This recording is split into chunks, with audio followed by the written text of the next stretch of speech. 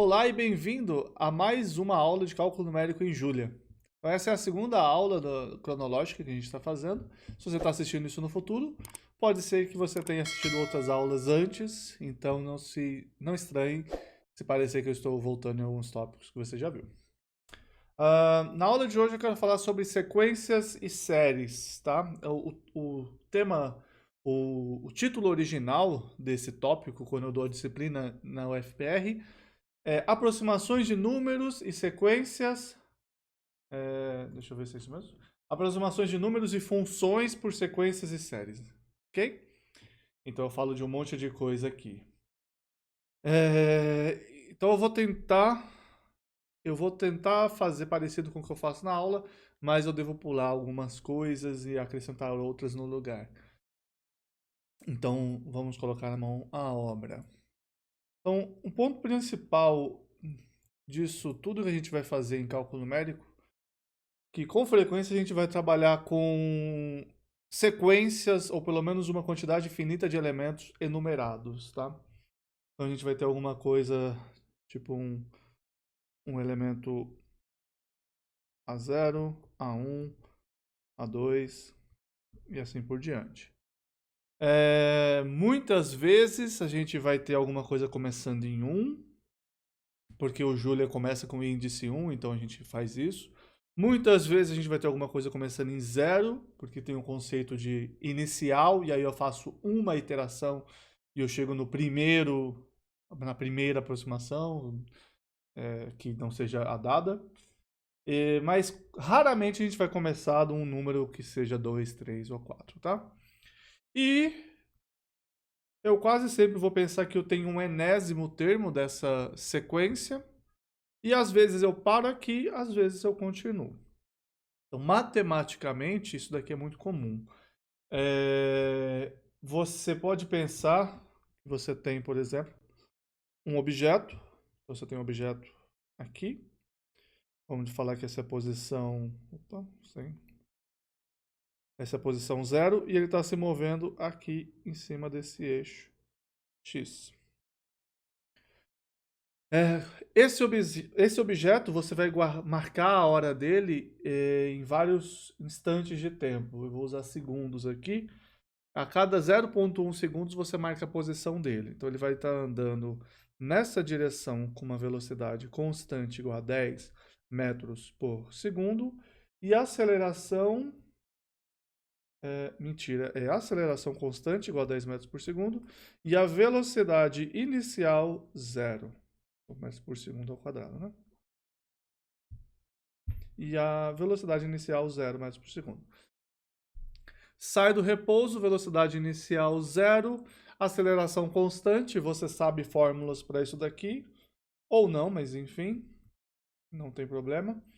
Vai ser x0 mais v0t mais at quadrado sobre 2, que vira a, que é 10, sobre 2, t quadrado, famoso 5t quadrado. Então você consegue a posição desse objeto em qualquer instante de tempo pelo seu conhecimento de física do ensino médio.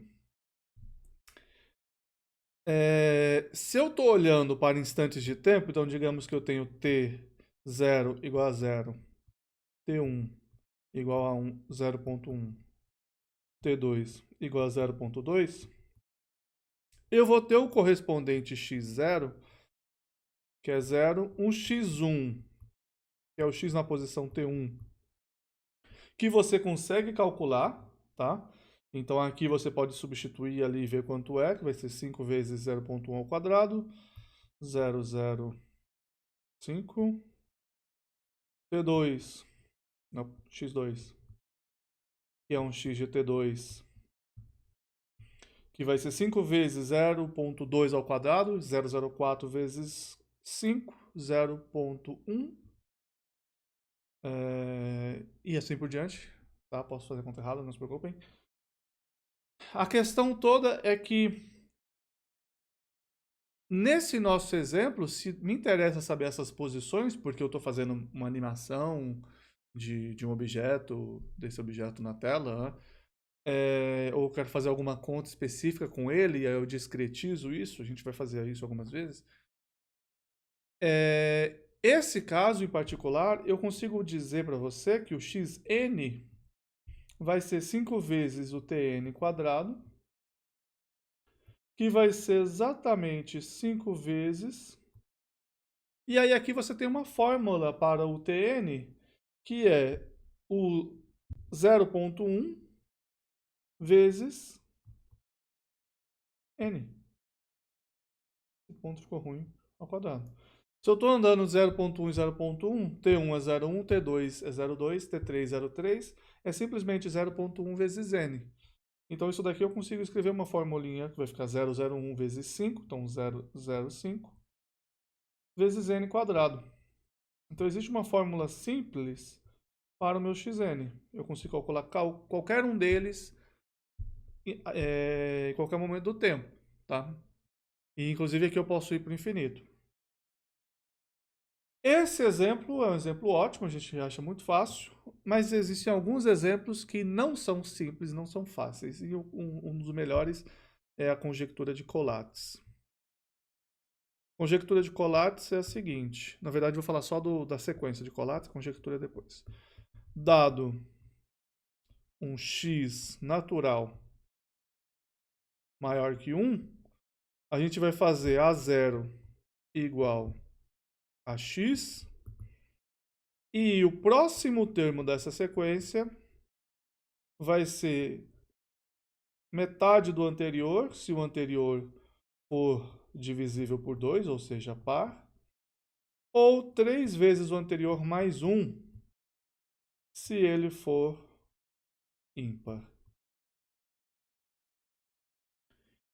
E esse exemplo é importante porque eu estou definindo uma sequência da mesma maneira que eu defini a primeira sequência de posições no tempo. Mas essa sequência eu não consigo falar, olha, a n elemento vai ser tanto para um x qualquer.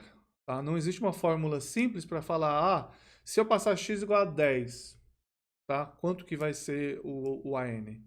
Claro, eu posso fazer x igual a 10, calcular e chegar numa fórmula, mas uma fórmula não, é uma descrição única para o 10, porque isso aqui é completamente determinístico.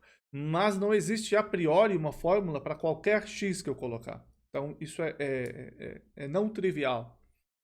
E a conjectura é justamente essa. Se eu sair fazendo essa conta para qualquer x que satisfaça a condição de ser natural e maior que 1, eventualmente vai ter algum AN que é igual a 1. Então, vou mostrar com um exemplo de x igual a 3. Quando eu pego o A0, ele é 3. O A1, como o 3 é ímpar, vai ser 3 vezes 3 mais 1, que é 10. O A2 vai ser 5, porque é a metade do 10. O A3 é 16. A4 é 8. O A5 é 4. A6 é 2. E o A7 é 1. Tá? Então, eu sempre chego no 1. Note por que eu paro no 1. Se eu repetir aqui, 1 é ímpar, eu faço vezes 3 mais 1 dá 4. Então, ele volta para 4, 2, 1. Tá? Então, a sequência de Collatz ela é infinita e ela vai ser sempre isso. Ela começa em algum número, vai rodando, rodando, rodando, às vezes diminui, às vezes aumenta, eventualmente já chega em 4, 2, 1. É sempre verdade? É o que a gente não sabe, por isso que é uma conjectura, tá? Se você provar, muita gente vai ficar feliz com você. Não sei se vale dinheiro, já esqueci. Tudo bem? Então, para definir essa sequência, eu preciso definir ela elemento a elemento. Então, a gente vai trabalhar muito com isso, de definir uma atualização dos elementos, tá? Então, para trabalhar com sequências no computador, a gente precisa definir atualizações de elementos. Então, possivelmente, se você programa há algum tempo, você vai estar acostumado, não vai ser nada de novo, tá?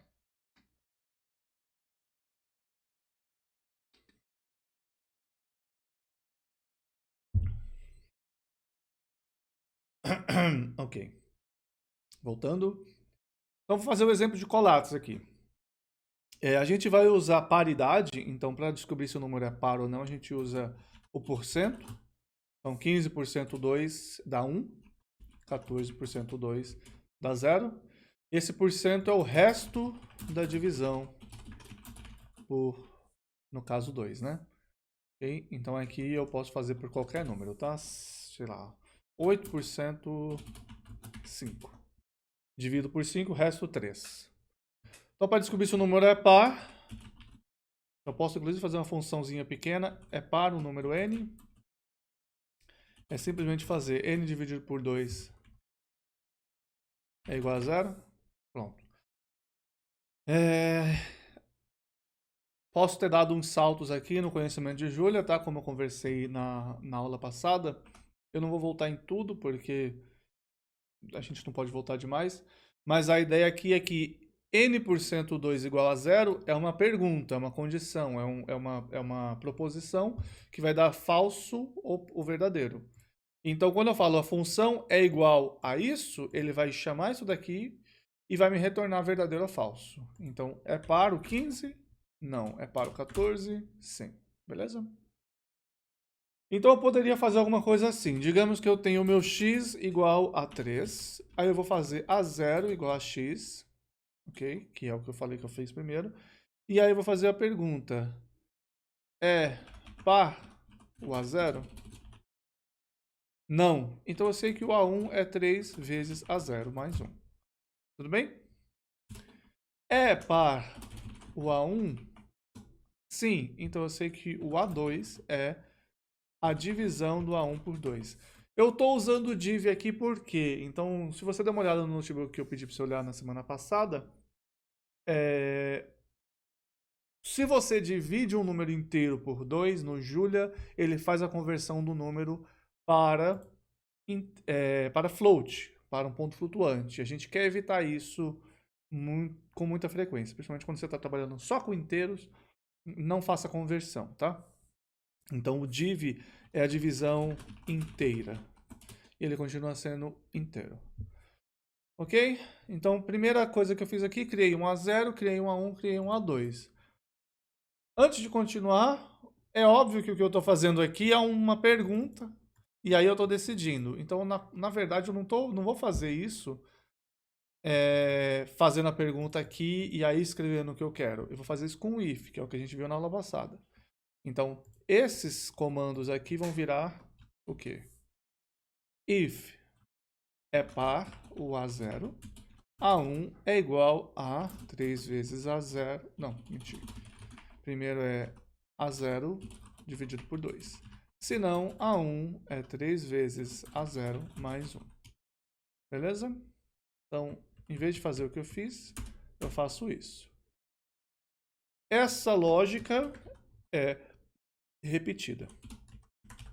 Então, o motivo da gente estar fazendo com uma lógica que é igual para todas é que a gente pode repetir essa lógica. Ok? Então, o básico de novo. E agora sim a parte importante. Eu vou querer calcular essa conjectura de Collatz para números gigantescos. As sequências podem ter 200 números. Eu não vou criar um A0, A1, A2, A3 e assim por diante. Se por algum motivo eu precisar guardar todos esses valores, o que a gente faz é criar um vetor ou uma lista, um array, para poder guardar esses valores. Mas aqui tem uma coisa muito importante. O que me interessa na conjectura de Collatz é onde eu comecei, porque é o x que me foi passado, e onde eu acabei. Então não me interessa saber todos os A0s, A1s, A2 a priori. Então não preciso guardar todos eles, só o último. Então, em vez de fazer essa criação de variáveis intermediárias, a gente cria uma única variável e atualiza essa variável. Tá? Isso aqui é o que a gente vai fazer em iterações em geral. Então, aqui, em vez de fazer isso, você vai criar um A igual a x. Se o A é par, o próprio A vai guardar o valor de A dividido por 2. Se não, o próprio A vai guardar o valor de 3A mais 1. Aqui no final eu vou imprimir o valor de A, porque agora por nada, na verdade, porque eu gosto. Eu vou mandar rodar. Então, A igual a 10. Rodo o mesmo notebook de novo, então estou usando Ctrl Enter. A igual a 5. Rodo o mesmo notebook de novo. A igual a 16. Rodo o mesmo notebook de novo. 8, 4, 2, 1, 4, 2, 1 e assim por diante. Bem? Então veja que eu quero, me interessa simplesmente qual que é o elemento atual da sequência que eu estou trabalhando, o AN. O que me interessa aqui é o AN. Então esse A igual a X não é o A0, é um AN. Só que eu começo com o N igual a 0. Ok? Então veja que já colocamos um N a mais. Na hora que eu faço A igual a dividido por 2 ou A igual a 3 vezes A mais 1, eu atualizo o meu AN. Então N é o próximo, é um N mais igual a 1. Então além de escrever isso, eu vou escrever N igual a N, A igual a A. Beleza? E assim por diante. Então é isso que está acontecendo na verdade. Não é que eu tenho um A0 e aí eu vou fazendo A1 e o A2. Eu tenho AN, mas o N é 0 e eu estou atualizando o AN sempre e, claro, também o índice N dele. Tá? Vários métodos e a minha área de pesquisa, que é a otimização quase toda, se baseia nisso. Você tem um valor atual, que é o iterando atual, muitas vezes a gente chama, ou aproximação atual para a solução, e você atualiza ela, melhora ela, chega mais próximo da solução realmente. Okay? Aqui eu vou ser um pouco teórico e definir uma coisa chamada algoritmo, que é extremamente intuitiva quando você trabalha com isso, mas tem uma definição, na verdade tem várias definições, então eu vou tentar definir sem chatear ninguém. Eu vou inclusive copiar essa definição do que eu já fiz no passado. Inclusive, deixa eu colocar uns negritos em alguns lugares para ficar bonito. Deixa eu deixar...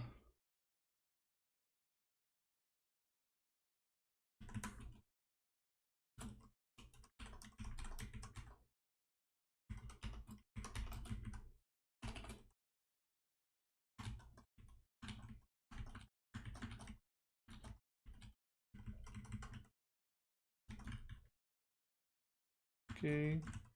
Vou cortar aqui depois.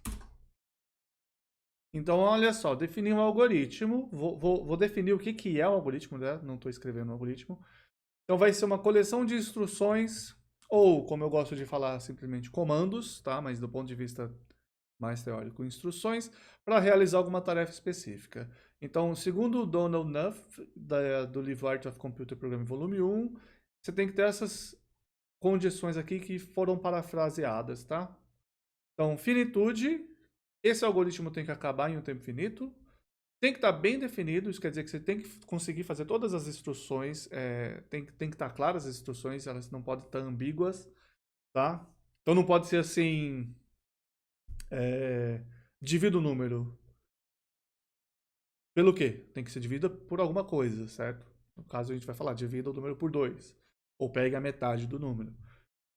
Tem que ter uma entrada no algoritmo, tá? Então alguns algoritmos, a priori, pode ter 0 entradas, que eles façam uma coisa específica, mas você vai falar que tem a entrada, e a entrada pode ser vazia nesse caso, então tem 0 ou mais entradas, que são valores determinados no começo do algoritmo.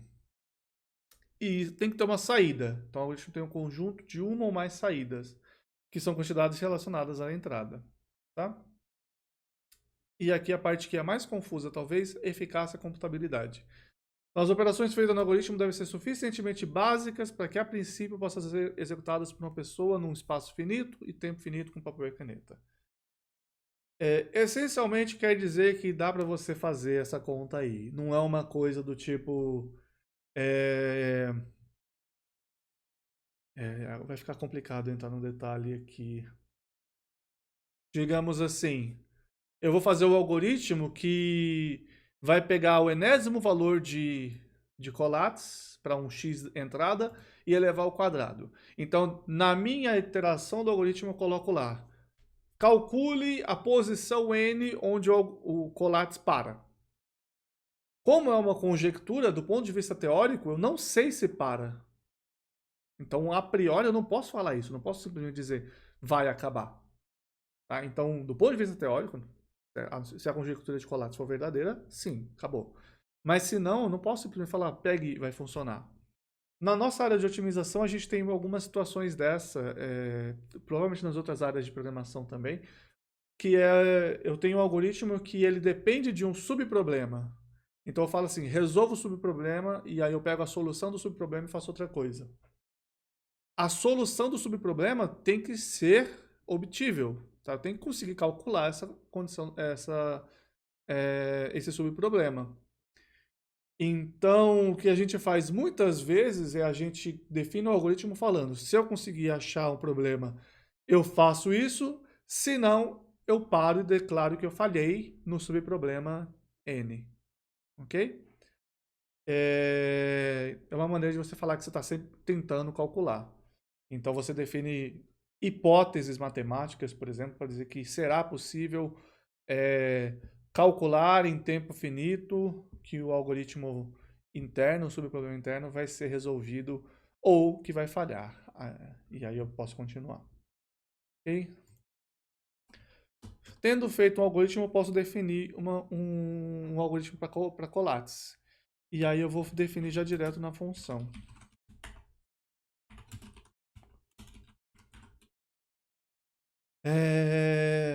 Quase sempre você consegue pensar no algoritmo como uma função, tá? Mas provavelmente você não vai usar simplesmente uma função para algoritmos complexos, tá? Não é que um algoritmo é uma função sempre, tá? Mas todos os exemplos que a gente vai fazer nesse curso, que são pequenos, vai ser. Então, Collatz de x. Então, o que eu preciso fazer? Primeiro, x é a minha entrada, ok? Eu vou pegar um valor inicial aqui. Então, a igual a x, n igual a 0. E eu vou fazer esse loop aqui. Então, quando que é para eu parar em Collatz? Quando o n for 1. Então, enquanto o n não for 1, eu vou fazer essa conta if ali, que é if. Eu vou tirar o é par, tá? Eu vou para não depender desse é par. Então, se o a dividido por 2 é 0, quer dizer que ele é par. Eu vou dividir ele por 2, senão eu vou calcular 3a mais 1. E o n aumenta em 1. E eu vou retornar o a e o n. Então, olha só, as coisas óbvias. Qual é a entrada do nosso algoritmo de Collatz? X. Qual que é a saída? A e n. Então, o valor final, que vai ser 1, a gente vai verificar. E o n, que é quantas iterações ele levou. Eficácia e computabilidade. Eu consigo fazer todas essas operações internas? Sim. Tá? Na mão você consegue fazer todas essas operações. Não existe nenhum número grande demais a ponto de você não conseguir dividir ele por 2. Não existe nenhum número grande demais a ponto de você não conseguir multiplicar ele por 3 mais 1. Aqui é que começa a mudar a teoria e a implementação. Veja, o algoritmo ele não está falando sobre um código. Ele está falando sobre uma coleção de instruções que eu consiga fazer com papel e caneta. Tem entrada, tem que acabar e tudo mais. Na hora que eu falo, eu vou escrever ele aqui, eu estou fazendo uma implementação do algoritmo. Então, opa. Isso daqui, a priori, eu estou falando, olha, ele vai fazer essa conta e vai dar certo. Mas na aula passada a gente já falou, se o número for muito grande, isso daqui pode dar overflow. Então eu não posso fazer simplesmente e achar que vai dar certo. Mas eu vou voltar nisso daqui a pouco. Do ponto de vista teórico, por enquanto, vamos imaginar que a gente consegue fazer essas contas matematicamente. Divido por 2, multiplico por 3 mais 1. É tudo matematicamente viável.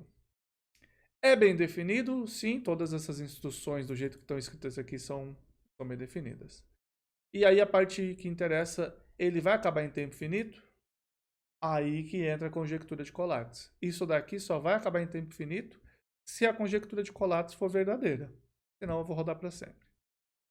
Tá? Então, a priori, isso daqui vai funcionar para todos os números que a gente testar, porque a conjectura de Collatz já foi testada para muitos números, para todos os números pequenos ela foi testada. Então, se eu fizer Collatz de 3, ele vai dar o resultado. Ele fez alguma conta. Aqui não é n igual a 1, desculpa, é a. Olha, fazendo errado. Então ele chegou até o 1 em 7 iterações. Colates de 27, ele chegou até o 1 em 111 iterações. Colate de 401, ele chegou até o 1 em 19 iterações, ok? Então ele sempre vai chegando lá. Obviamente, o que é divertido de fazer em Colates é imprimir o resultado. É meio redundante retornar o A, por enquanto é, mas ele vai ter uma utilidade já. Eu já tô pensando no peixe. Então o que eu vou fazer é o seguinte, eu vou imprimir A e eu vou imprimir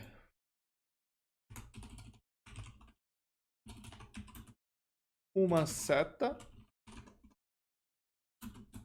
e o próximo A. Tá?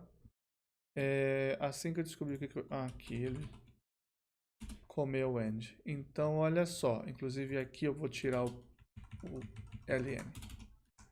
E no final eu vou imprimir. Então, aqui tem o espaço. Faltou um espaço aqui. 401 para 1204 para 602, 301, 399 e assim por diante até o 1. E ele funciona, tá? Beleza? Isso é só escrevemos o algoritmo sem muito estresse por enquanto. Beleza? Vamos só ser chatos nessa parte de algoritmo, que por enquanto é meio óbvia, não tem nada de, ok, legal, e daí? Mas que a gente vai ver que pode se tornar um problema. Se eu colocasse aqui o número 2 elevado a 63 menos 1, ele potencialmente, primeira iteração ok, segunda iteração alguma coisa aconteceu, eu não vou ver, mas acho que talvez tenha dividido por 2, alguma coisa mágica, e aqui ele deu negativo, foi grande demais. Eventualmente ele rodou e chegou no 1, mas porque, enfim, porque é mágico, tá? A priori é isso, imagina que é porque ele é mágico. Mas ele simplesmente deu overflow algumas vezes e eventualmente ele caiu num lugar onde ele não dá overflow mais, tá? Então, só para ser chato com o que a gente está fazendo aqui, eu vou fazer o seguinte, eu vou colocar algumas condições para que ele de fato seja um algoritmo. Então, minhas perguntas que foram respondidas bem foram entrada, saída, eficácia, bem definido, e a pergunta que não foi definida, desculpa, as perguntas que os critérios que foram atendidos bem foram bem definido, entrada e saída do nosso algoritmo. As difíceis são finitude e eficácia. O algoritmo vai acabar em tempo finito? Olha, se a conjectura for falsa, pode ser que ele rode para sempre e nunca chegue no 1. Então eu preciso me preocupar com isso e eu vou parar em algum momento. Então o que eu vou fazer é o seguinte, se o n for muito grande, quer dizer que ele rodou demais e eu desisti. E eu vou usar um valor relativamente pequeno, 1 milhão aqui, tá? Então esse underline aqui é só para separar as centenas.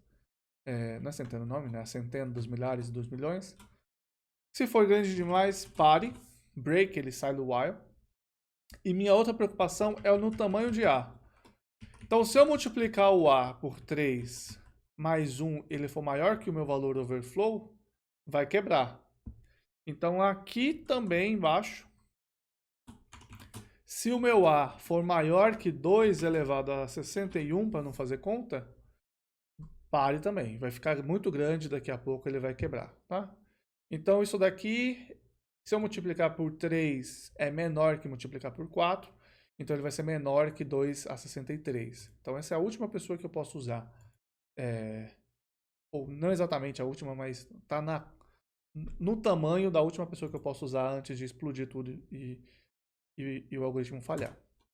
Então, se eu rodar agora para 2,63 menos 1, ele explode. Ele rodou aqui e falou, não dou conta mais. E aqui, por que eu deixei o A? Olhando para o A, eu sei se ele funcionou ou não. Então, ele não chegou no 1. Se ele não chegou no 1, ele não funcionou.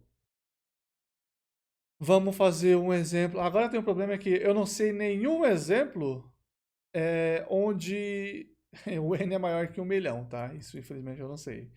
Mas enfim. O que a gente pode fazer para testar é falar, vamos colocar um 10 aqui e vamos rodar de novo aquele exemplo do 401. Era isso. Também não chegou no 1. Falhou. Ok? Agora ele é um algoritmo. Ele consegue fazer essa conta. Se ele for rodar e por algum acaso ele vai rodar até o infinito, ele eventualmente vai parar. Beleza? E se ele crescer demais para que explodisse, ele para também. Tem um detalhe que eu deixei passar, justamente porque ele atrapalha às vezes, e em julho a gente, não mexendo nele, às vezes a gente tem mais liberdade. Esse detalhe é aqui. A entrada tem que ser especificada a partir de um conjunto ou de conjuntos de objetos. Essa entrada X tem que ser inteira, senão o algoritmo não faz sentido. E isso eu não falei. Um dos motivos para eu não ter falado isso é que a priori eu poderia colocar um 401.0 e ele funciona, tá? Então ele rodaria.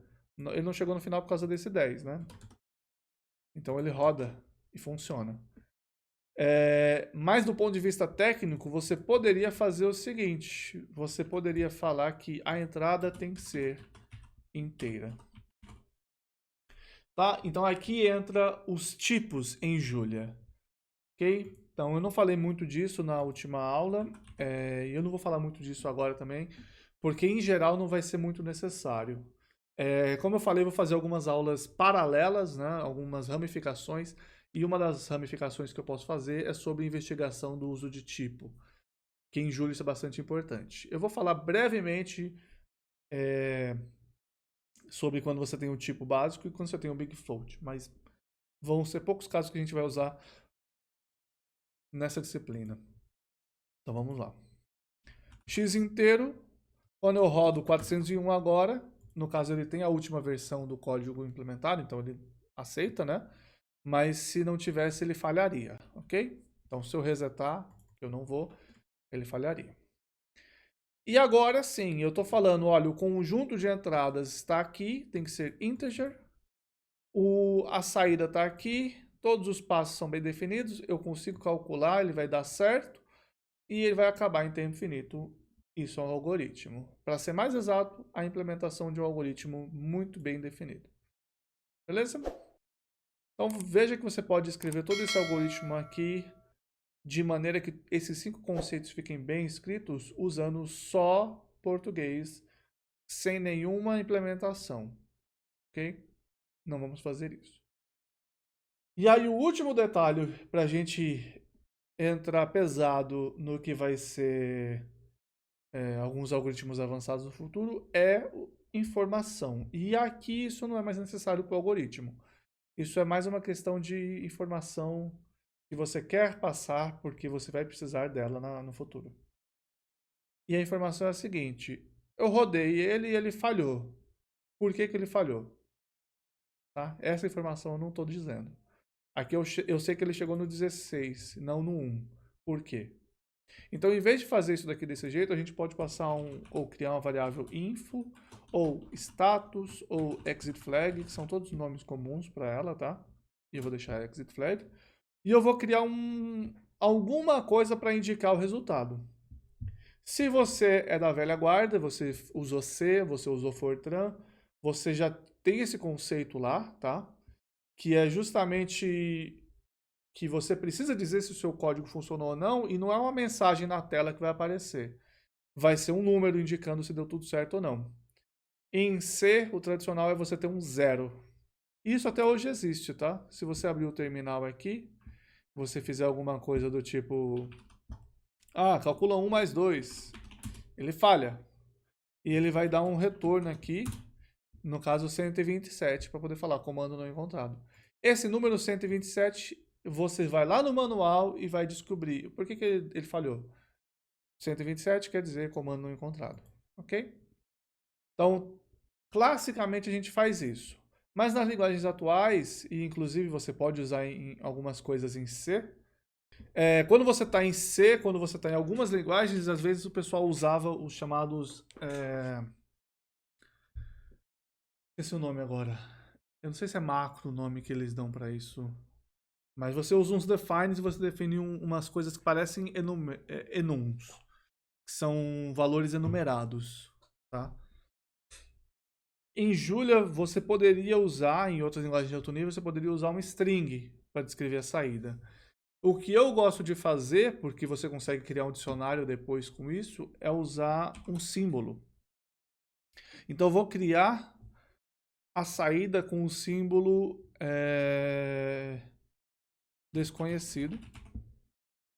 Se eu estou nesse ponto e meu algoritmo parar do nada e o exit flag for desconhecido, eu realmente não sei o que aconteceu. Ok? Então, se chegou até aqui, se o A for 1, o meu exit flag é sucesso. Se não, eu acho que eu vou dar um end aqui e eu vou fazer aqui diferente. Então, se o N for 1, exit flag é igual a max N. Se não, se o meu A for maior que 2 a 61, o meu exit flag é max A. E aqui no final eu vou retornar também o exit flag. Então agora sim eu vou remover essas impressões, tá?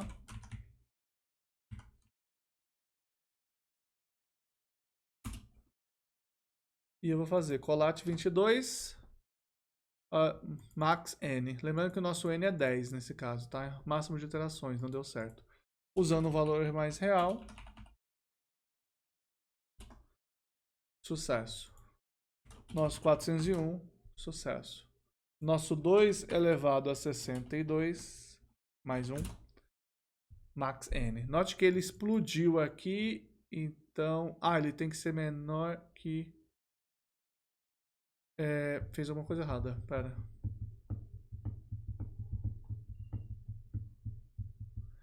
Ele começou fazendo a conta, e aí ele explodiu, e aí ele veio para baixo. Então eu fiz errado essa conta, a ordem dela. Ele tinha que começar fazendo esse teste aqui.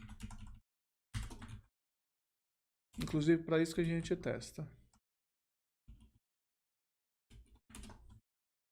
Então ele começou com esse número gigantesco e falhou porque teve max A. Beleza? Max 2 elevado a 62, ele dá max A. Note, isso é uma informação do seu algoritmo, não do Collatz. Aqui vai um pouco naquela questão de modelagem matemática, tá? O algoritmo que eu usei para resolver o problema de Collatz foi um modelo que eu achei que funcionaria. Por que é um modelo, simplesmente? Porque aqui eu estou fazendo n maior que 1 milhão, ele falhar, e A maior que 2,61, ele falhar. Collatz tem que ser para todos os naturais, são infinitos. Então, isso aqui foi uma tentativa. 2,62, por exemplo, ele funciona. Tá? Eu sei, é só você sair dividindo por 2, por 2, por 2, por 2, por 2, e ele daria certo. 2,61 é exatamente isso. Ele divide 61 vezes por 2, chega em 1. Então toda a potência de 2 funcionaria. Mas a priori eu não sei disso quando eu faço A assim. Beleza? Ok. Então continuando ainda nessas de sequências e séries. Fizemos Collatz. Vamos falar agora sobre Fibonaccios, que é o exemplo mais tradicional. Fibonacci, tá? Não Fibonaccios. Eu só gosto de falar Fibonaccios porque é muito divertido. Lucas passou nessa matéria, é verdade. Estou sendo um professor muito coxa.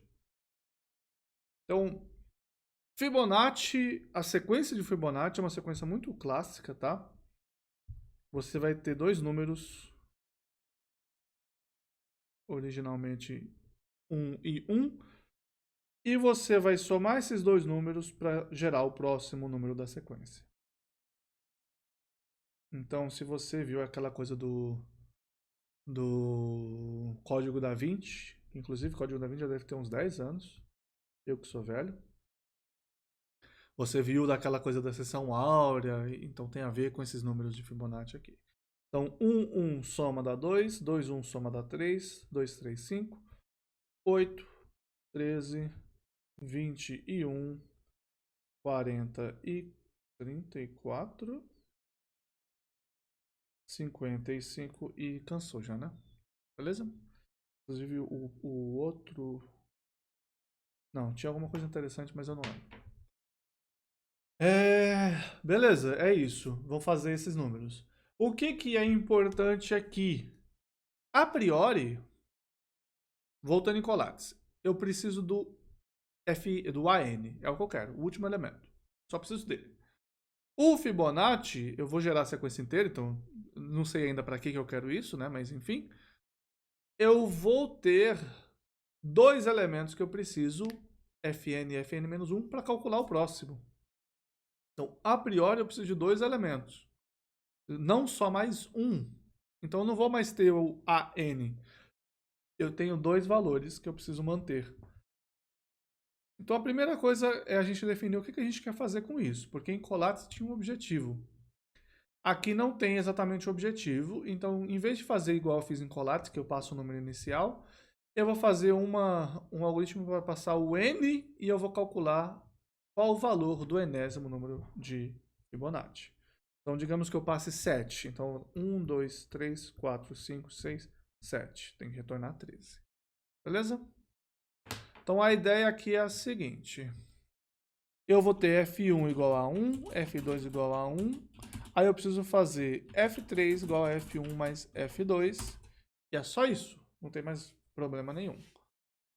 Vamos generalizar. Então, em vez de ter F1, F2, eu vou usar A, B e C. Só para a gente falar que o A é o anterior, o B é o atual e o C é o próximo, tá? Então, eu vou ter FA, FB e FC. A questão é que aqui, FA e FB já não são mais o anterior e o próximo, e o atual. Para a próxima iteração, o FA tem que morrer, o FB tem que ser substituído pelo valor, tem que ser jogado no valor FA, e o valor que eu coloquei em FC tem que ser jogado em FB. Então, além de fazer essa conta, eu preciso pegar o valor de FB e colocar no FA, pegar o valor de FB e colocar no FC e repetir. Beleza? Tá vendo que são exatamente os números que a gente tem. Primeira parte foi feita. Segunda parte que eu preciso fazer um contador. N igual a 0. Na verdade, eu começo com 1, 2, então N igual a 1. Só que aí eu faço já aqui o 2. E aí eu venho aqui para o 3. Esse é o terceiro. Então esse aqui é o 3. E eu vou imprimir. O Fn, N é N, e o Fn é o valor de FC. Então, o terceiro é o 2, quarto é o 3, quinto é o 5, sexto é o oitavo e 7 é o 13, conforme a gente tinha feito a conta. Beleza? Quase acabou, esse aqui é o nosso Fibonacci. Note que eu tenho aqui nesse Fibonacci 3 variáveis. Quando eu tinha Colates e só precisava do último valor, eu usava só A. Apesar de eu precisar do A anterior e do A para calcular o A atual, eu só precisava guardar o A e eu atualizava. Aqui eu estou tendo o A, B e o C. Isso daqui eu consigo evitar, na verdade, em algumas linguagens novas, porque eu consigo fazer uma atualização ao mesmo tempo. Mas, tecnicamente, como eu preciso guardar esses valores e atualizar esses valores aqui, não mais aqui, eu preciso de uma variável extra, um FC, tá? Então, a saber, no lugar de fazer isso e ter esse FC, note que o FC, inclusive, agora é exatamente o FB, que eu acabei de quebrar, foi isso que eu fiz. Então, o FB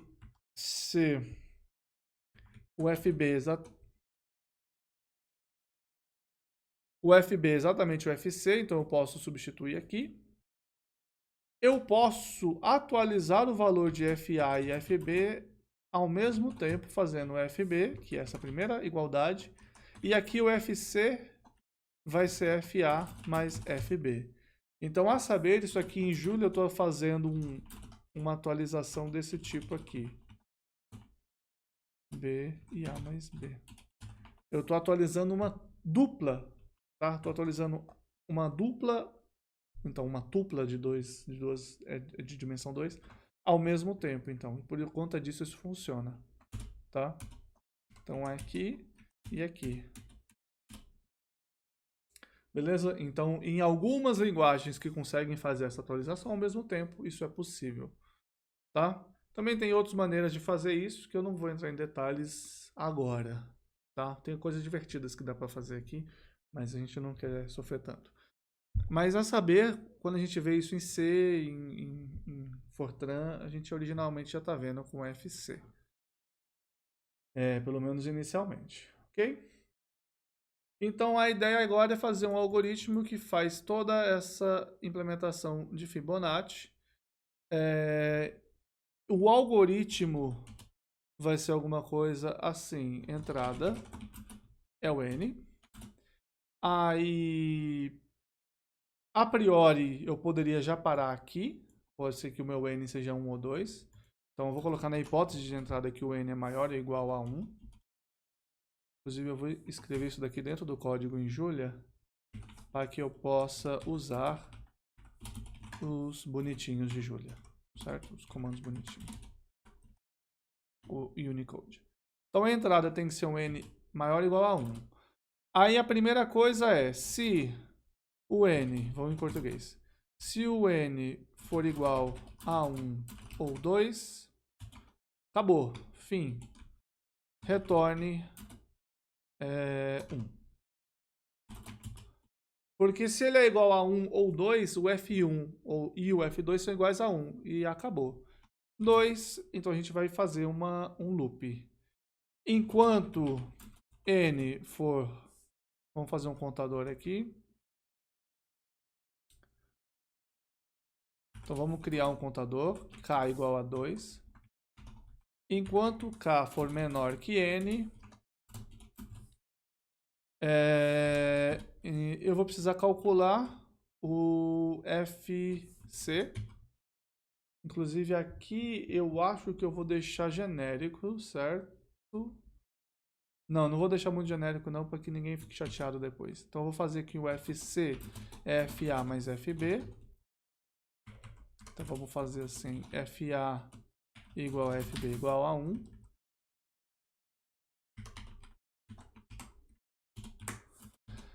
FA igual a FB e o FB igual a FC. K igual a K mais 1. No final disso daqui, retorne FB ou FC. Beleza?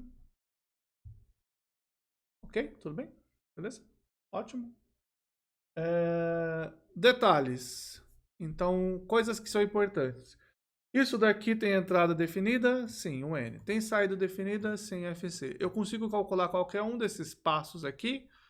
Então, aqui a gente vai de novo. Agora a gente vai muitas vezes ignorar a possibilidade disso daqui ser gigantesco, tá? Os valores serem muito grandes. A gente vai ignorar para a gente não sofrer. Então, assuma que os valores podem ser grandes. Então, sim, eu consigo calcular, tá? Do ponto de vista teórico, você pode pensar. Então, sim, calculo, sim, funciona, não tem problema. Eu preciso forçar que a entrada seja maior ou igual a 1, no entanto, e essa é a única parte que não está descrita no código. O algoritmo pode falar isso aqui para mim. Não tem problema. Esse algoritmo está falando, olha, a entrada é n maior ou igual a 1. Mas a implementação tem que se preocupar com isso. Então, volta naquilo que eu comentei na aula passada. Lembra que eu falei do NaN?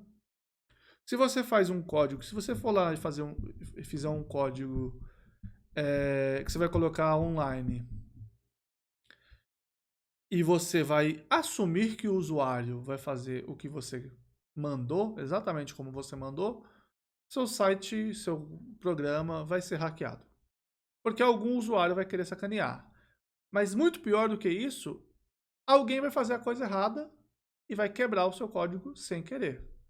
Tudo bem? Então você tem que sempre se preocupar com as coisas que não estão sendo explicitamente indicadas. Nesse caso, n maior ou igual a 1. No meu código, eu vou chamar de Fibon. No meu código Fibon aqui, eu consigo falar que ele tem que ser inteiro. mas eu não consigo escrever aqui que ele tem que ser maior ou igual a 1. O que eu posso fazer, no entanto, é, se ele for menor que 1, erro, n deve ser maior ou igual a 1. E isso é aceitável, ok? Isso aqui, na verdade, é semi-necessário. Você precisa que isso seja indicado de alguma maneira. Beleza? O resto do código é essencialmente fazer um if, atribuir igual a gente fez em cima e fazer um while, ok? Então, o que eu vou fazer é deixar como um exercício para você. Você estava querendo fazer alguma coisa, olha aí. Agora você tem um exercício para fazer. Beleza? Vai ser bastante simples, então não se preocupem. Então vai acontecer com frequência da gente precisar fazer algum código que vai fazer atualizações, tá? Então quando a gente está falando de sequências aqui, é isso. Uma outra maneira que a gente tem de ficar calculando atualizações de um número é usar recursão. Um exemplo clássico de recursão do ponto de vista matemático é o número, é a função fatorial. Então o fatorial ele é definido como n vezes o fatorial de n menos 1 para n vai ficar mal escrito. Deixa eu fazer assim. Para n maior que 1 e n e 0 fatorial é 1. Maior que 0. Ok? Essa é a definição de fatorial. Esse estrela aqui a gente não usa. A definição de fatorial é uma definição recursiva, do jeito que eu coloquei. A definição, você pode pular isso daqui. Você fala que o 0 fatorial é 1. O 1 fatorial ele é definido como 1 vezes 0 fatorial. Então, 1 vezes 1. 2 fatorial é definido como 2 vezes 1 fatorial. Então, você sabe quanto é um fatorial que é 1, é 2. 5 fatorial é 5 vezes 4 fatorial. Então, você sempre define o fatorial em função de outro fatorial, a não ser, nesse caso, 0 igual a 1. 0 fatorial igual a 1. Isso daqui é meio que a base, meio que a mesma ideia do que a gente chama de indução matemática. Você tem um caso base, um caso onde você consegue reduzir o caso mais simples em geral, e você tem casos onde você fala, olha, com a situação atual, eu faço isso, reduzo para a situação anterior. E repito. Sai repetindo. Isso é a definição isso é a definição não, isso é a ideia de indução matemática. Então a recursão funciona exatamente da mesma maneira. Inclusive por esse motivo que tem toda uma área, por outros motivos também, mas tem uma área que o pessoal da matemática tem muito mais facilidade de entrar na computação, que é a área de complexidade. Que você tem muita parte de complexidade, que é de provar complexidade de algoritmo, que envolve ficar fazendo indução matemática. Enfim, se você gosta de matemática de indução, veja complexidade de algoritmos que pode ser interessante. Inclusive, talvez a gente fale um pouco sobre isso aqui em algumas partes futuras, aí, principalmente em matrizes. Então, recursão n fatorial é isso. Isso quer dizer que se eu vou calcular um número por recursão, então eu vou colocar aqui o fatorial.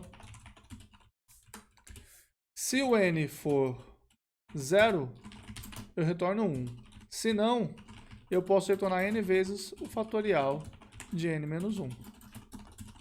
Aqui, para ser exato, para que não ocorra de eu colocar um n menos 1, e aí ele sair fazendo menos 1 vezes o fatorial de menos 2 e sair para menos infinito, eu já vou colocar aqui n menor ou igual a 0.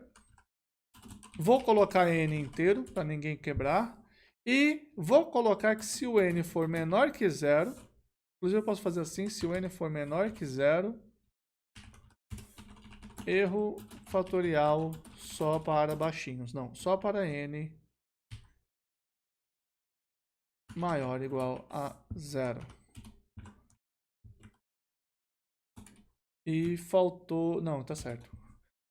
E aí aqui eu posso ignorar esse caso então, igual ou igual a 0. Então eu posso definir que o fatorial de 5 vai ser fatorial de 4 vezes 5, que é o fatorial de 4 é o fatorial de 3 vezes 4 e assim por diante. E eu posso imprimir aqui, calculando fatorial de n. Então, calculando o fatorial de 5, 4, 3, 2, 1. O fatorial de 5 faz essa volta inteira para poder calcular esse número, ok? Beleza? Então a ideia de fatorial é essa, sai reduzindo e repetindo. Simples, legal, bonito. Existem várias situações onde você vai querer usar recursão, tudo bem? E aí uma dessas situações poderia ser Fibonacci. Porque se o Fibonacci ele é justamente essa situação de que o Fn mais 1 é Fn mais Fn menos 1, com o F1 igual a F2 igual a 1, certo? Eu posso definir que o Fibonacci desse cara é o Fibonacci desse mais o Fibonacci daquele. E eu vou fazer exatamente isso. Eu vou chamar de Fibo maiúsculo esse. Eu vou diferenciando com poucas palavras, né? Mas enfim. Então, se o n, primeiro, inteiro, para não sofrer. Se o n for menor ou igual a 0, error, no Fibo.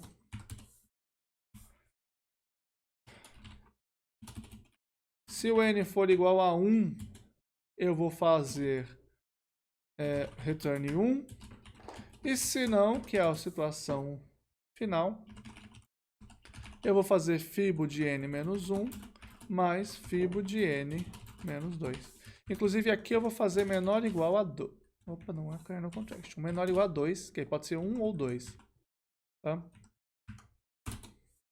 Então, Fibo de 5, o sétimo, na verdade, 13, que foi o que a gente calculou. Legal? Vamos imprimir isso daqui. Calculando Fibo de n. Então, aqui que vem a parte interessante. Eu vou calcular o Fibo de 7, tá? Então, eu vou calcular Fibo de n e vou imprimir cada vez que eu chamar essa função. Eu chamei essa função muito mais vezes do que eu deveria. Então, para calcular o Fibonacci de 7, eu vou precisar do Fibonacci de 6 e de 5. Para calcular o Fibonacci de 6, eu preciso do Fibonacci de 4. Eu acho que ele começou por esse, talvez. Não sei, mas enfim. Para calcular o Fibonacci de 6, eu preciso do Fibonacci de 5 e de 6.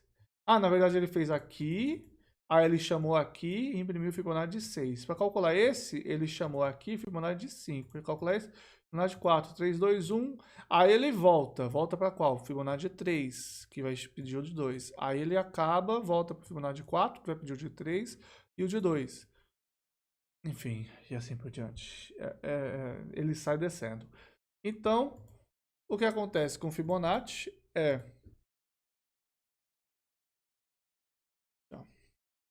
Para calcular o Fibonacci de 7, ele calcula o Fibonacci de 6 e de 5.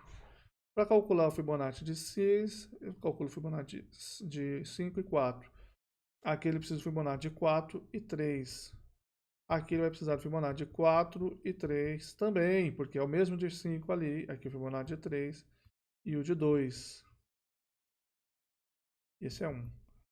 E assim por diante. E ele sai descendo e ramificando, ramificando.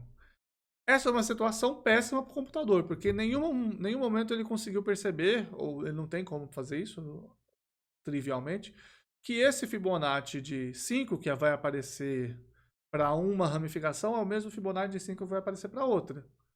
Então, essa é uma maneira de calcular, mas ela é péssima para Fibonacci, tudo bem? Então, tome cuidado com isso daqui, beleza? Não é porque você pode fazer com recursão que você vai fazer com recursão sempre. Tá? Você pode perder algumas coisas. A saber, e aí eu deixo como exercício, existe uma coisa chamada avaliação preguiçosa, ou lazy evaluation. E o que ele faz é, você define de uma maneira que se você precisar do Fibonacci de 5, ele vai calcular uma vez e ele lembra para a próxima. Ou também chamado de memorização, tá? Ou memorização, mas aparentemente o nome certo é memorização. Então ele guarda a entrada e saída de uma função determinística para reutilizar no futuro. Essa é uma outra maneira de fazer o Fibonacci. E por último, eu vou fazer uma maneira de fazer o Fibonacci que é justamente para a gente falar sobre o outro problema de ponto flutuante. Quando você está falando de Fibonacci, existe uma fórmula fechada para Fibonacci. Eu não preciso fazer essa conta inteira. Eu sei que você está pensando, what? Mas é verdade.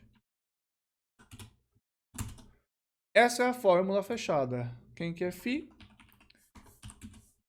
Φ é 1 mais raiz de 5. Olha aí, ficou muito melhor. Então, se eu fizer assim, Φ é 1 mais raiz de 5 sobre 2. Se é 1 menos raiz de 5 sobre 2. E eu calcular Psi elevado à sétima menos... desculpa, Φ elevado à sétima menos...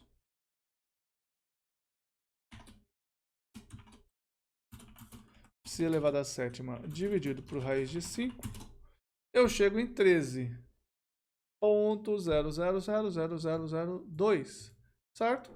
Mas eu sei que eles têm que ser inteiros, então o que eu posso fazer? Round int. What? Que roubada. Esse professor Abel, esse tempo inteiro me enganando. Precisava fazer essas contas todas. Eu posso fazer sempre um Fibonacci aqui. Um Fibonacci, que eu vou chamar, porque é float. É um Fibonacci com float. E o Fibonacci, ele precisa dessas duas pessoas. E ele vai retornar arredondamento inteiro de Φ elevado a n menos Psi elevado a n dividido por raiz de 5. Então aqui eu fiz o Fibonacci, que é o float Fibonacci, deu de 13, deu 233. E eu vou fazer o Fibon, que você deve ter feito em casa, deu 233, tudo bem? Então você tem que implementar ele para testar. Se você fizer com o Fibo, que a gente acabou de implementar com recursão, ele vai ficar lento a partir de um número grande, ok? E o que eu vou mostrar é o seguinte, eu vou fazer um for de n de 1 até um certo valor, e eu vou imprimir o valor de n, o valor de Fibonacci, pelo meu Fibon, e a diferença entre o meu Fibonacci e o Fibon. Então, olha, a diferença zero quer dizer que ele achou exatamente o mesmo valor, ok? Então foi calculando tudo bem, mas na hora que chega no 70 e pouco, ele começa a errar. Começa a ter um erro aqui, 1, 2, 3, 5, 9, 14, 24, 39, 59. Inclusive esse erro ser tipo Fibonacci também é bastante interessante, mas eu não vou entrar em detalhes. Então aqui ele vai errando eventualmente. Por quê? Por que isso acontece? Vamos tirar esse arredondamento para ver o que está acontecendo. Então aqui deu 233.0000006. Vou mandar fazer aqui. E aqui está o nosso erro. Ele foi fazendo e a diferença é muito pequena, mas ela é da ordem do número. Vai aumentando de acordo com a ordem do número. O menor é 10 a menos 16, por volta de 10 a menos 16, que é a ordem da precisão da máquina. Okay? Da epsilon da máquina, que era 2 pontos, é essencialmente metade desse. Então aqui eu tenho aquele problema da precisão da máquina. Este cara aqui, mais ou menos, tem essa precisão que ele consegue ter. Coisas menores que isso ele ignora. E conforme o número aumenta, a precisão que é relativa a esse número aumenta. Eventualmente ela fica grande o suficiente, no 71, para que o erro seja arredondado maior do que 1. Ok? Ou maior ou igual a 1. E ele só piora, claro. Então isso daqui que eu fiz, de fazer essa fórmula bonitinha, apesar de parecer uma maneira simples, não é. É uma maneira que você perde precisão. E essa é uma outra coisa que a gente vai ter para frente, tá? A precisão que você está tendo aqui quando você faz essas contas. Note que aqui, primeiro, raiz de 5 já é um número irracional. Então, na hora que você coloca na máquina, ele tem um erro. Além disso, você está fazendo elevado a n menos elevado a n. Esse número vai ficar grande, eventualmente vai ser, em relação a esse, muito maior, vai perder precisão. E aí que você vai começar a ver essa precisão aparecendo com força. Mas o grande culpado é por causa dessa aproximação aqui. Beleza? Então, de aproximação de números, de sequências, o principal é isso, a gente vai ver mais no futuro. Agora a gente vai falar uma coisa muito parecida, que é a aproximação de séries, tá? Então, o que eu quero falar com séries? O que são séries? Aquele negócio que você assiste na Netflix. Não.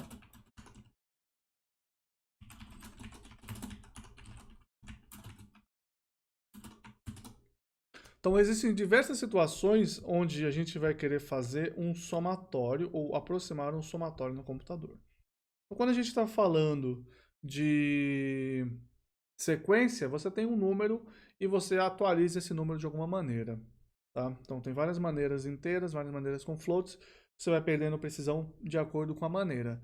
Série é um caso desses, só que é bem específico porque você está fazendo um somatório e você vai, em geral, calcular todos os termos até o n e você vai calcular o próximo termo somando o próximo elemento AK. Então a soma vai ser atualizada e assim a série é atualizada. Então isso é muito comum, muito comum. Você tem várias séries tradicionais. Então, um dos exemplos que a gente tem aqui, que eu vou falar depois, provavelmente só na aula que vem, é o de π. Então existem fórmulas para π, tá? Que você escreve como somatório. Mas antes de falar essa, eu quero falar de uma um pouco mais tradicional, que é a do exponencial, que é muito mais divertido para explicar. Então, eu não vou entrar em detalhes de cálculo 1. Se você fez um cálculo 1 um pouco mais pesado, você viu expansão de Taylor. Tá? E aí você tem o teorema de Taylor e tem um polinômio de Taylor e tudo mais. E a única coisa que eu vou falar a respeito é que você tem um polinômio de Taylor, não é Taylor, é Taylor, de grau n, de f, uma função, em torno de a. E esse polinômio de grau n, esse polinômio de grau n, ele vai ser a função no ponto A, mais a derivada da função vezes x menos a, mais a segunda derivada sobre 2 vezes x menos a quadrado, mais a terceira derivada sobre 3 fatorial vezes x menos a ao cubo, mais, e assim por diante, até a enésima derivada sobre n fatorial sobre x menos a elevado a n. Esse é o polinômio de Taylor se existir para uma função f no ponto A, ok?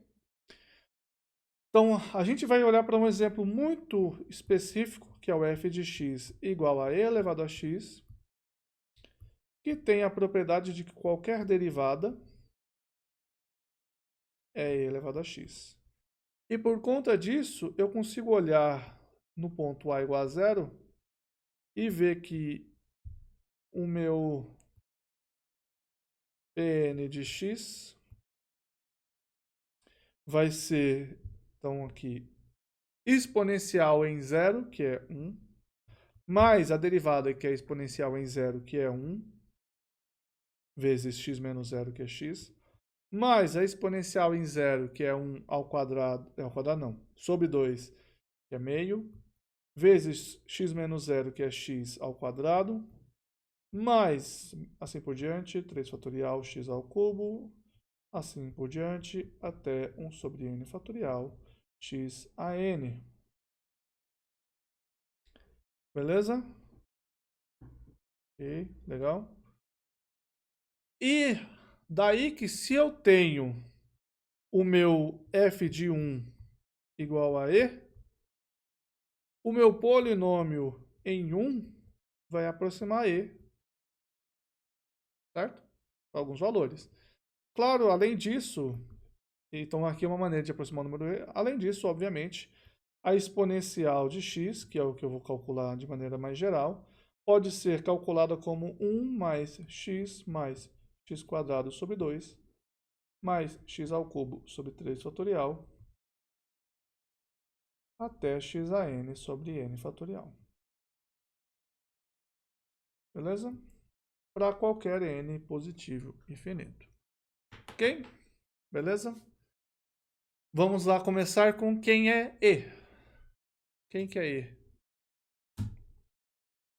E, que não está definido, é mathConstants.e. É esse valor, 271828182845590. Claro que eu não decorei esse número, está escrito.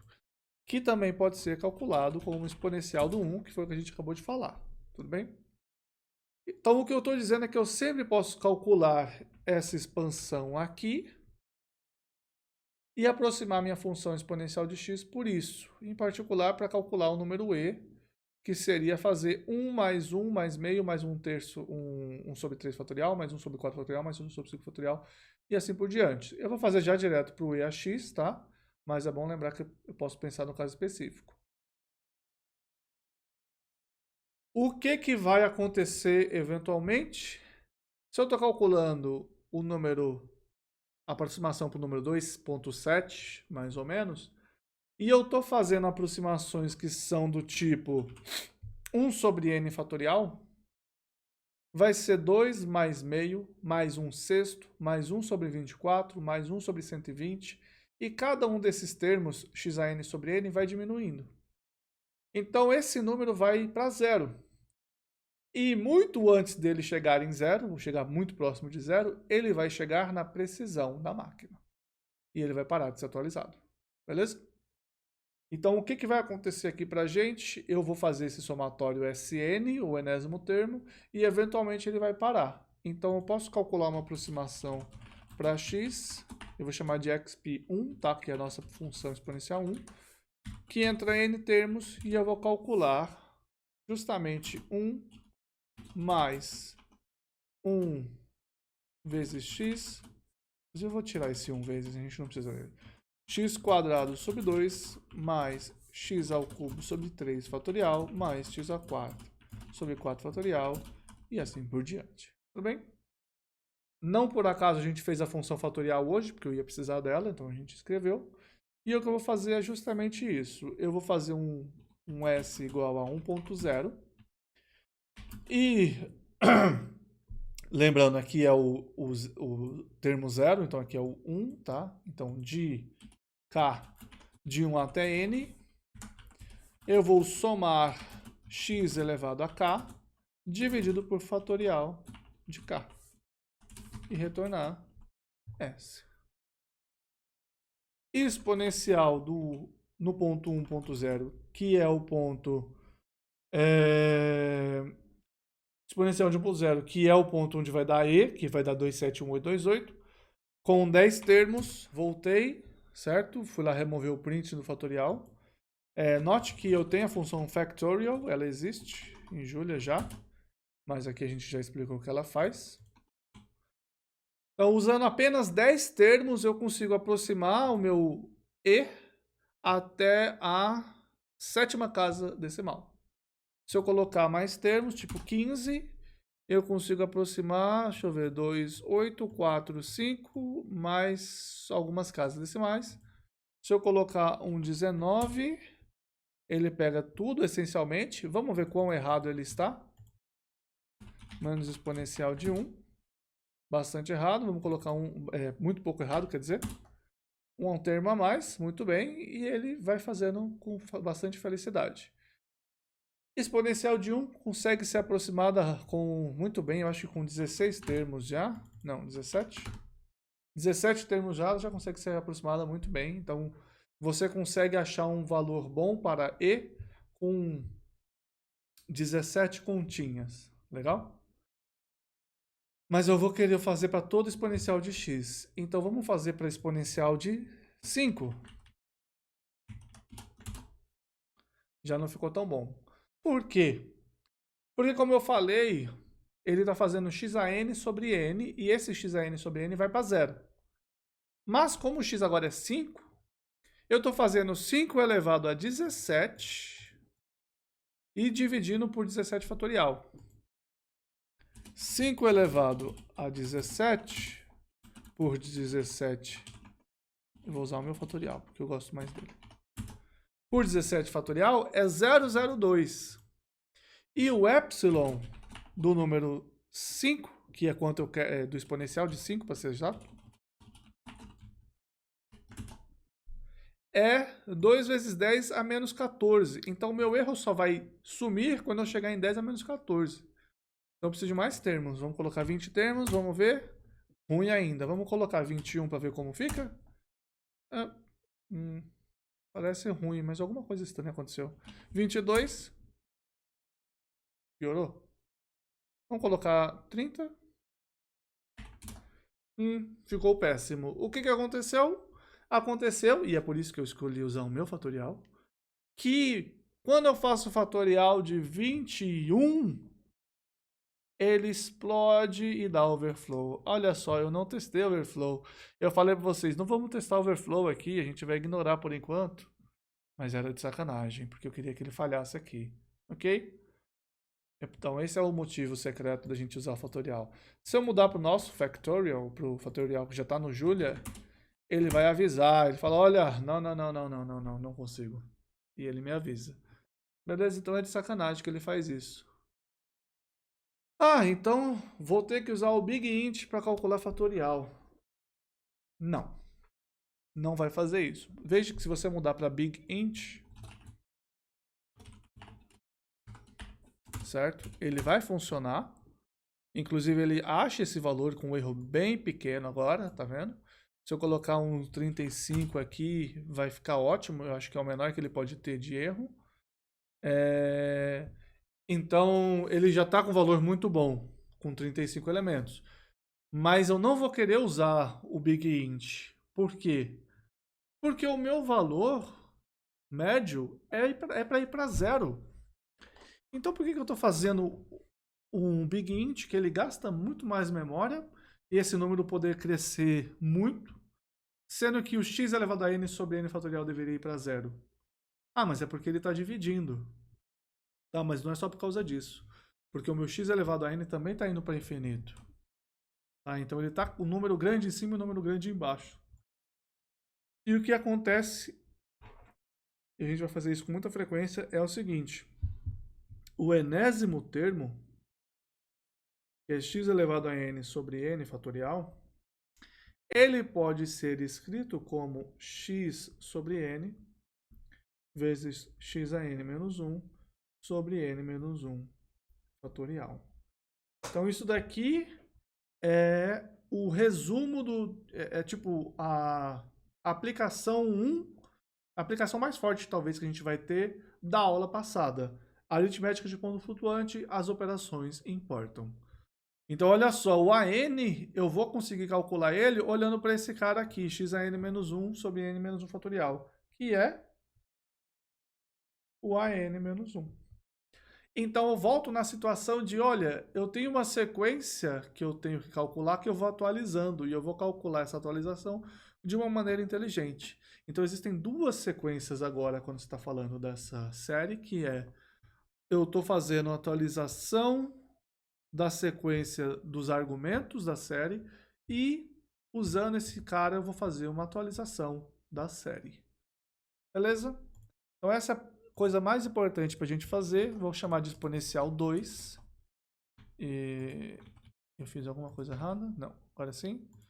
Exponencial 2, onde em vez de fazer isso, eu vou guardar o elemento da série. Atualizo o elemento da série, então aqui ele tem que ser já o x. Então, ele vai ser A vezes x dividido por k. E eu vou somar esse A. Então, exponencial 2 de 5 com 30 elementos, ele não explode porque não tem nem fatorial acontecendo aqui. Note que potencialmente, se você fizer com um x gigante, ele pode explodir, porque aqui vai explodir muito mais rápido do que aqui vai dividir. Sim, mas aí não tem muito o que fazer, você tem que se preocupar com esses números grandes. A gente vai focar em números médios. O importante aqui é que para um número médio, tipo 5, com 30 termos ele explodiria. E aqui para saber o quão bem eu estou indo, com 30 termos ele já está na ordem de 10 a 13, com 35 termos está num valor muito bom. Com 35 ele já chegou no ótimo, 32 eu acho já, chega no ótimo. Então eu preciso só de 32 termos e não todos eles, beleza? Então essa é a primeira coisa importante, que a gente realmente está usando aquilo que a gente falou de aproximação de aritmética de ponto flutuante, que você vai perder na precisão. Então você tem que se preocupar com a ordem das operações. Esse é o primeiro exemplo importante que a gente tem. Legal? Esse cara aqui.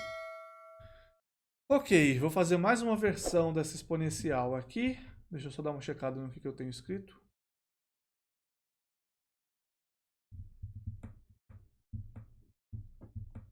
Eu vou fazer um desenho antes disso, tá? Então, antes de fazer a próxima versão, eu vou fazer um desenho que eu tinha esquecido que eu tinha para fazer. Na verdade, não tenho que fazer, né? Mas é tão divertido. Então, eu vou usar plots. Eu já usei plots lá no começo. Eu vou pegar todos os valores de 1 a 20 e vou calcular o erro da minha aproximação, que é o XP2, no ponto 1, menos o valor real. Vou dividir por exponencial de 1 para n em n. E vou fazer um scatter desse erro.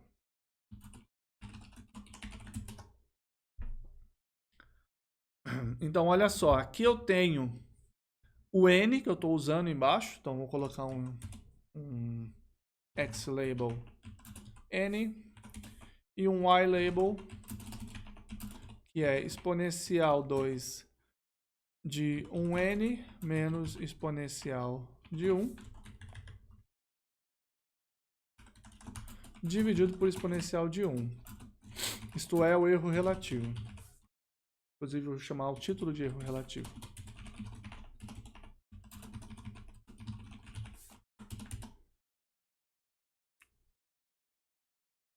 Tá? Então, o erro relativo de acordo com o número de pontos que eu uso, o número de termos que eu uso. Para ser mais exato, o n é o número de termos mais 1, né? Que eu uso 0 também.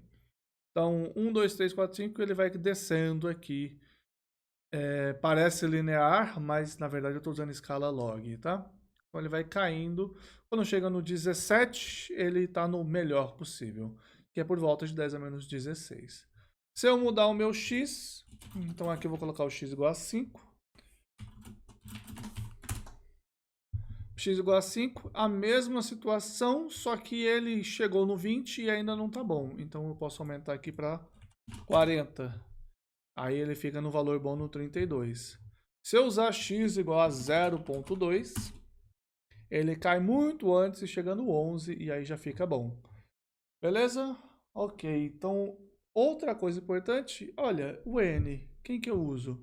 Esse exponencial 2 aqui, o exponencial do Julia, que acaba sendo exponencial do c, não precisa do n. E aí, por que eu faço isso? Então eu posso fazer de uma outra maneira. E aí vem o exponencial 3.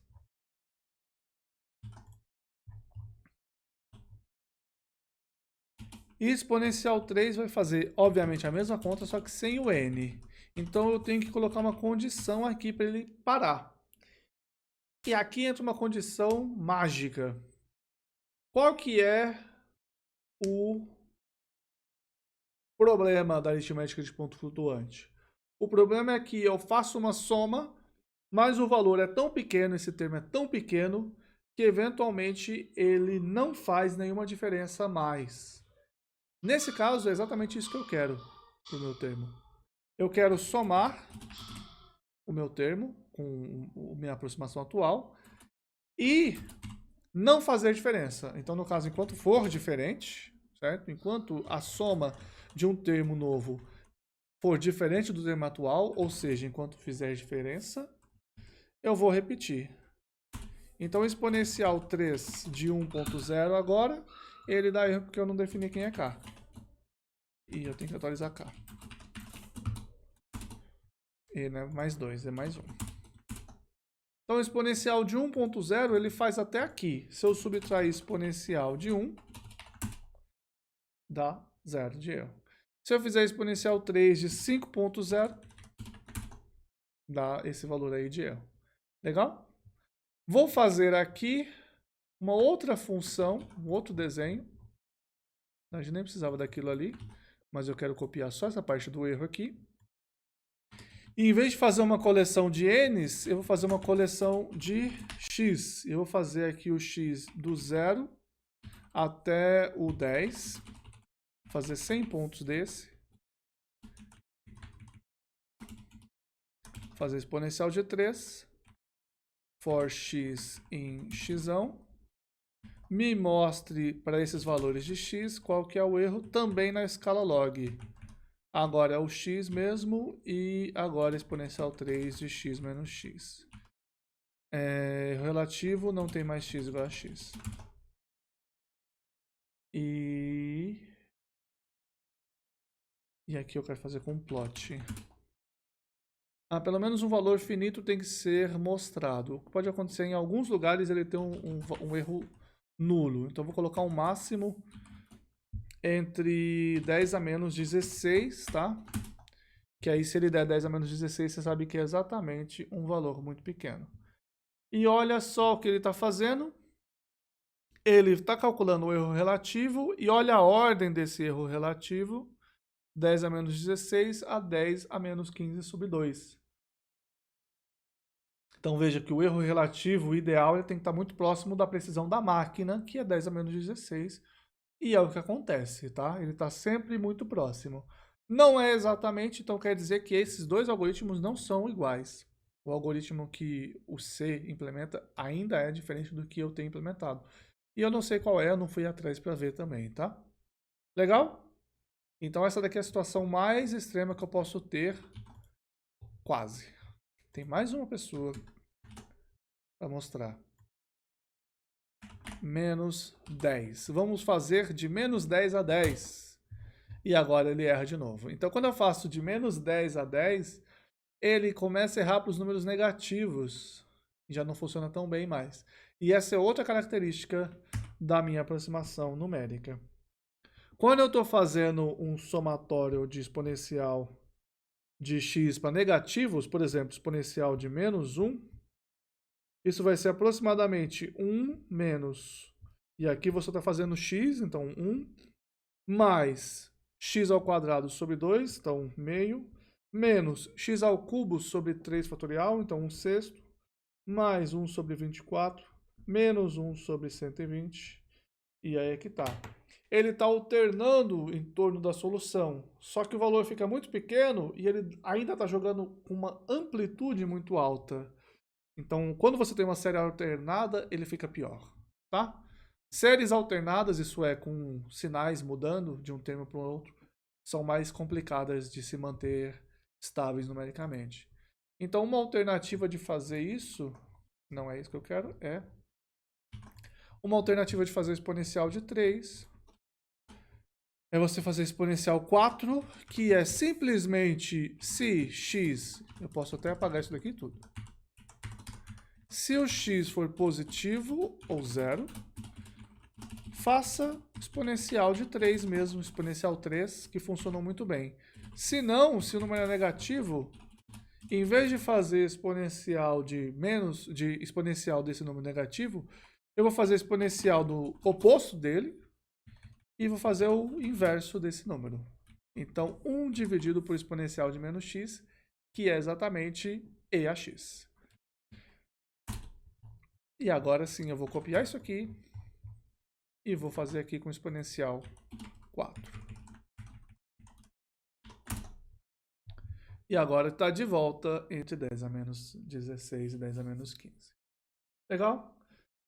Esse é o máximo que a gente vai mexer de exponencial. Aqui, inclusive, ele está mostrando exponencial de x, que não faz nem sentido. Para ser exponencial de x sem o cifrão. Ele agora está calculando esse erro relativo para a gente. E a gente está vendo a situação máxima de calcular essa exponencial de maneira eficiente. Pera aí.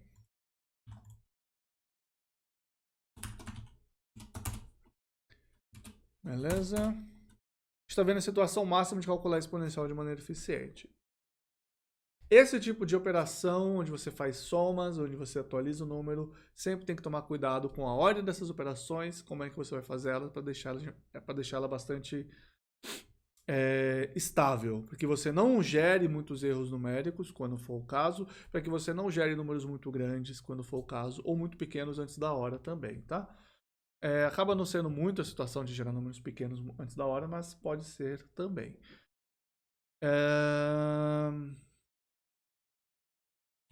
Dá uma olhada aqui, o que eu vou falar, que eu acho que eu vou para pi agora.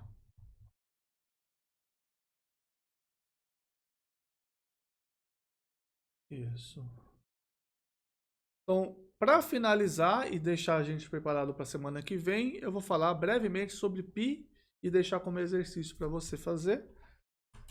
O valor de pi, primeiro, o valor de pi é 3,14, né? Mas o valor de pi também pode ser calculado como olhando para arco tangente de 1.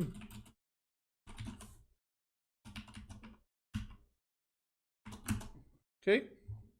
Então, qual que é a tangente de π sobre 4? 1. Então, o arco tangente de 1 é π sobre 4. Acontece, inclusive, por que eu estou ali? Vamos fazer aqui. Quando você fala do arco tangente de 1 igual a π sobre 4, a derivada do arco tangente de x é 1 sobre 1 mais x quadrado.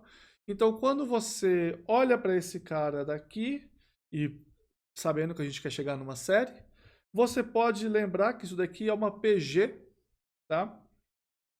A soma é o resultado da soma infinita de uma PG, que vale para todo x entre menos 1 e 1 aberto. E que 1 sobre 1 mais x quadrado, então, é 1 menos x quadrado mais x à quarta menos x à sexta mais x oitava e assim por diante.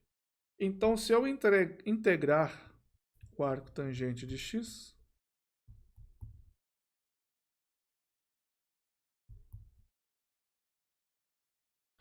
isso vai me dar x menos x ao cubo sobre 3 mais x à quinta sobre 5 menos x à sétima sobre 7 mais assim por diante. E essa série, além de convergir também para x entre menos 1 e 1 aberto, vai convergir para x igual a 1. Para x igual a menos 1, imagino que também, mas eu não chequei.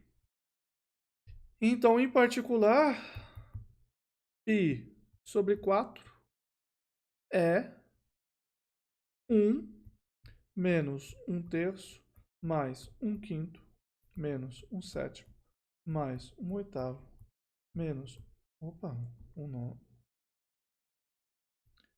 menos 1 sobre 11 e assim por diante. Então você pode fazer uma soma simples aqui para calcular o valor de π, beleza? Você consegue fazer uma aproximação simples que calcula o valor de π para você. Então o que eu quero deixar como desafio para você é isso. Implementar a função π a tan, que vai calcular 1 menos 1 terço mais 1 quinto menos 1 sétimo mais 1 nono para n termos, ok? Então aqui, quem que é o enésimo termo? Vou deixar para você escrever de uma maneira simplificada, tá? Então esse aqui é o valor de π. Tá? Você tem como generalizar o enésimo termo, deixo para você. E os valores de i são, esse é o 1, esse é o 2, esse é o 3, esse é o 4, esse é o 5. Então você sabe que tem que ir até o enésimo, que é o... tem uma fórmula certa. Então se eu passar π igual a 3, π a tan, na verdade não tem x nenhum, esquece o x. Se eu passar π a tan com n igual a 3, ele tem que calcular 1 menos 1 terço mais 1 quinto. Então eu vou deixar como teste. Então aqui você vai fazer um assert que π a tan de 3 tem que ser igual a 1 menos 1/3 mais 1/5. Tá? Só por causa de você usar uma ordem diferente, ele não dá exatamente igual, ele tem que dar aproximadamente igual. Note que essa aproximação é péssima, tá? Sim, esqueci uma coisa. Isso é π sobre 4, então 4 vezes isso tudo.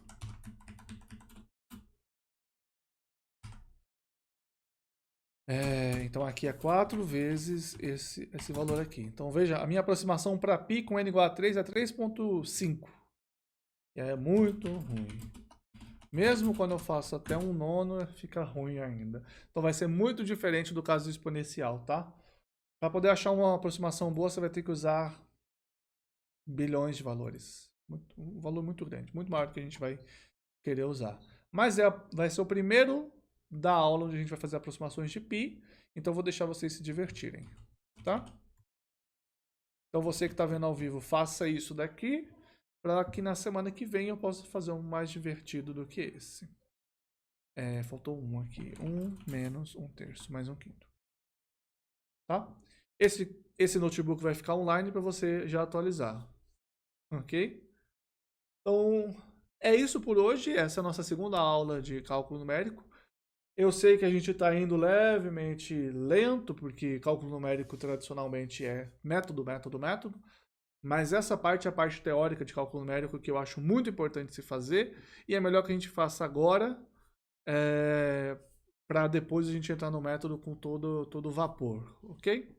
Então, acabando essa parte de π, a gente vai entrar em zeros de funções. Então, a gente vai falar do o famosíssimo método de Newton. Se você já ouviu o método de Newton na vida e não sabe o que é, vai ser semana que vem, tá? A semana que vem eu acabo esse assunto de cálculo numérico. Semana que vem ao vivo, no Twitch, se você quiser assistir, eu vou fazer isso. Se você está assistindo online no YouTube, claro, você pode checar se eu já fiz esse vídeo, se já está na playlist, ok? Então é isso, obrigado a todos que participaram hoje, todos que vieram aí assistir, obrigado a você assistindo em casa, dê like, se inscreva e até semana que vem.